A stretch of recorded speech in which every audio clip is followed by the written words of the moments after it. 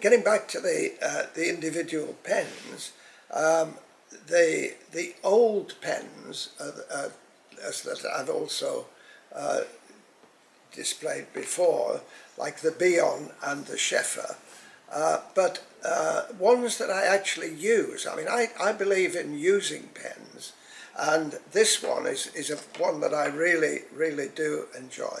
And this is a bay leaf Waterman. What makes it so interesting, it's got a story. If you've got a collectible that tells a story, it's so much more interesting and easy to sell when you tell the story. So how does that And this one is really, it's got Mr. Spiotto. Mr. Spiotto was a congressman in the US, and this was, they had a grand jury, as they have in the US, to look at land disputes, and these pens were given to the committee who sat under Mr. Spiotto's chairmanship in, I think it was Kansas, and this is really a very rare 1937-38. There's a lot of history there, isn't there? Yeah, 1937. And it's a beauty. so when you've got this, but it's also a great writer because it's got a stub, flexible nib, and I use it all the time.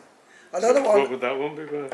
That one's, even though it's battered, and that's the point, because of its rarity, it's still probably worth about £600. Not an awful lot, but Yeah.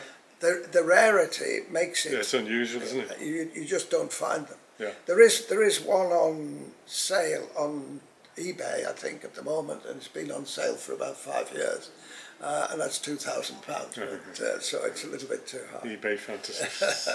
But the other pen that's I like very much is Conway Stewart.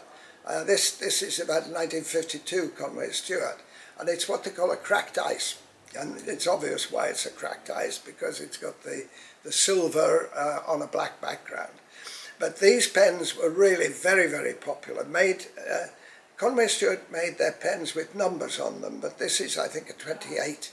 But they made them in the 58 and 60, which was slightly larger. But it's just the attraction. And there's a little story to this one, because I was using this pen when I was with the DTI. And Peter Lilly, who was then in charge of trade, was fascinated by this pen. I offered to sell it to him, but unfortunately he didn't want to buy it. So that was. Again, what would be the value on that one? The value these, you buy these for about £250. And you know, they are really lovely pens to use for writing. It's not really cheap to get into pen collecting, is it? Well, oh yeah, it is. I mean, there are cheap pens, and they, you know, not all pens are very expensive.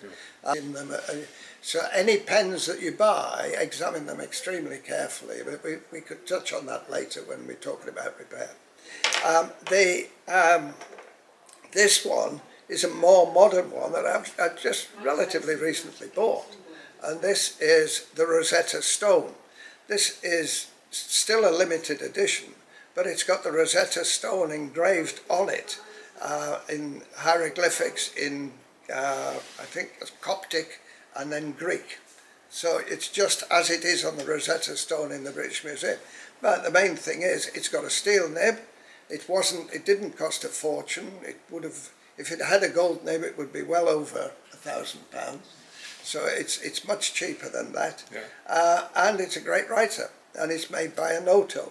Anoto's an interesting company because it was an extremely strong company in the 1930s and made some wonderful pens, but it went out of business in 1955, and I actually had a hand in renewing it, because we registered the Anoto company, 3 of us registered the Anoto company in 2001. And then we were going to set up selling limited editions, but in fact, unfortunately, the 3 of us involved were limited in every way, but we were particularly limited in cash. of money because we didn't have enough money to produce pens. So we sold the company, and now it's a very, very prosperous company based in Norwich, making lots and lots of pens. Another one that I actually use a lot is what they call the Highlander, which again is an auto, but it would originally have had a steel nib, but I've put a gold nib in it just because I had one, and I like the nib itself is a stub nib. So, but that's the Highlander. So these are pens that one has. This again, I occasionally use it. I wouldn't say it's one of the most popular. But this is what they call a Wyvern. The Wyvern Company were based in Leicester, and they made a hooded nib. Why the Wyvern Company is quite famous is George VI only wrote with Wyvern pens. And some of them, like this, he ordered them specially from the two Finberg brothers who had the company in Leicester, and that gives them their rarity. So, but these you can buy for 40, 50 pounds. Oh, so you could start with something Oh, like that, couldn't you? absolutely. And I think the best way is, for anyone, is to really start with, with the Entry level. inexpensive pens. Yes. Yeah.